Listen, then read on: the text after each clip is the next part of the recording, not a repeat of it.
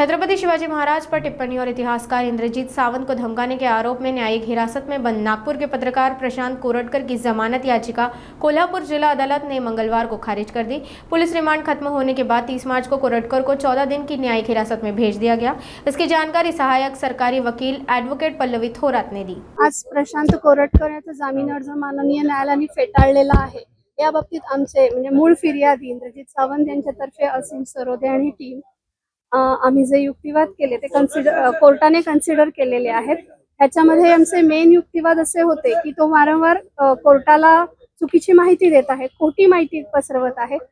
1 महिना तो जवळजवळ कोर्टापासून लांब म्हणजे वारंवार ठिकठिकाणी त्याचे पत्ते बदलून राहत होता, कोर्टापासून दूर पळत होता। त्याच्यानंतर त्याने जी काय वेळोवेळी माहिती दिलेली आहे ती सुद्धा माहिती चुकीची पद्धतीने मिसगाईड करून दिलेली आहे।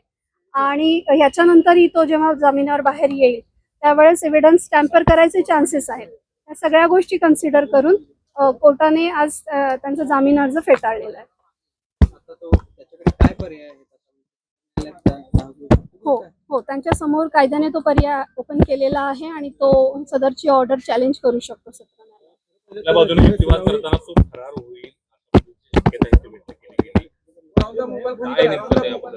हो, 1 महिनाभर ते कोर्टासमोर येण्यास टाळाटाळ करत होता। याचा अर्थ ह्याच्याही पुढे त्याला जामीन मिळाला असता तर तो फरार नक्कीच होण्याचे चान्सेस आहेत, एव्हिडन्स टॅम्पर करायचे चान्सेस आहेत। या सगळ्या गोष्टी कन्सिडर करूनच त्याचा जामीन अर्ज फेटाळलेला आहे, कारण अजूनही इन्व्हेस्टिगेशन पूर्ण झालेली नाहीये। बऱ्याच गोष्टी रेकॉर्डवर येणं बाकी आहे आणि जर तो जामिनावर मुक्त झाला तर बऱ्याच गोष्टी तेवढ्या ट्रान्सपरंटली समोर येणार नाहीत आणि नक्कीच त्याचा या कामकाजावर परिणाम होईल या गोष्टीचा विचार करता जामीन अर्ज फेटाळलेला आहे। एखाद्या आरोपीचा जामीन अर्ज फेटाळण्याची काय प्रोसिजर असते? जामीन अर्ज फेटाळल्यानंतर त्यांना अपिलात जाण्याचे पूर्णपणे त्यांना स्वातंत्र्य आहे। त्यामुळे आता जेएमएफसी कडनं फेटाळल्यानंतर ते सत्र न्यायालयात अपील करू शकतात।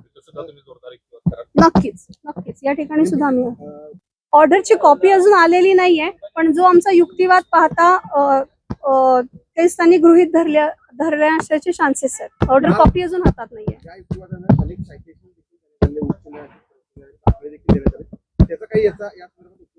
हो, नक्कीच, कारण गंभीर हे आरोप पाहता जे चार्जेस लावलेले आहेत त्याची शिक्षा जरी 3 वर्षाची आत असता, ज्या पद्धतीने त्यांनी ते प्रवोक केलेले आहेत म्हणजे 2 समाजांमध्ये तेढ निर्माण करण्यासाठीची त्यांनी जे स्टेटमेंट्स केलेले आहेत त्याचं गांभीर्य पाहता जरी शिक्षा 3 वर्षाच्या आत असेल तरी समाजावर त्याचा वाईट परिणाम होणार आहे आणि त्याचे रिपल्केशन वाईट असणार आहेत। या गोष्टींचा विचार करता हो, नक्कीच तसं आहे, कारण सदरची त्यांनी जी वक्तव्य केलेली आहेत ती अत्यंत लांछनास्पद आहेत आणि म्हणजे आपलं दैवत आहे ते आणि दैवताविरुद्ध जर असं जर कोणी बोलत असेल तर ते नक्कीच गंभीरतेने घेणं गरजेचं आहे।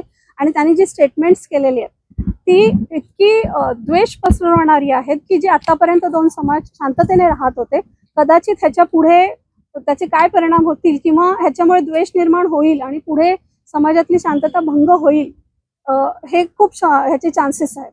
तर ह्या सगळ्या गोष्टींचा विचार या आदेशात केलेला आहे।